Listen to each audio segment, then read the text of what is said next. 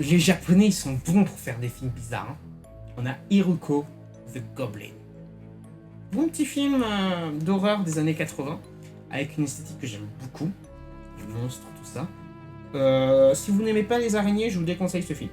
Voilà. Il y a des araignées avec, enfin des têtes humaines avec des 8 pattes. C'est très malsain. C'est une scène culte du film. Je l'ai montré à une de mes potes fan, enfin qui est fan, qui aime beaucoup l'horreur. J'ai fait découvrir. Ça l'a marqué. Ce passage l'a marqué.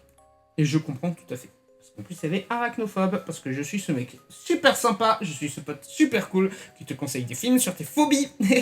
Dites-moi vos phobies dans les commentaires et je vous réponds avec un film. Non, plus sérieusement, ce film, je considère qu'il est important à voir parce que les effets spéciaux. Les effets spéciaux font partie de l'histoire du cinéma, mais surtout font partie d'une patte artistique du cinéma d'horreur. Et du coup, bah, ça marche très bien par rapport à ce film, qui a une patte très particulière. Et je trouve ça incroyable. Et surtout, j'ai découvert lors de certaines recherches que ce film était tiré d'un manga. Il faut que je me trouve le manga. Je veux me le lire. En français, de préférence. Voilà. Et je voulais vous en parler parce que bah, j'ai la chance de l'avoir en DVD. Mad Movies en plus. Et surtout, il a été réédité en Blu-ray. Du coup, je vous invite, si vous avez l'occasion, de le voir.